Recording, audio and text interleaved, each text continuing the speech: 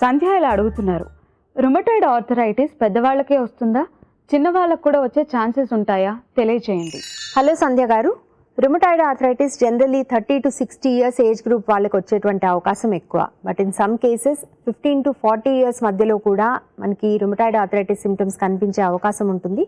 దాన్ని young onset rheumatoid arthritis అంటారు. ఇది ఒక ఆటో ఇమ్యూన్ డిసీజ్ అవటం మూలాన హైలీ యాంటీ ఇన్ఫ్లమేటరీ డైట్ తీసుకోవాలి. యాంటీ ఇన్ఫ్లమేటరీ డైట్ అంటే యాంటీఆక్సిడెంట్స్ ఎక్కువగా ఉండేటువంటి bright coloured fruits, vegetables, fibre intake ఎక్కువ ఉండేలాగా చూసుకోవాలి.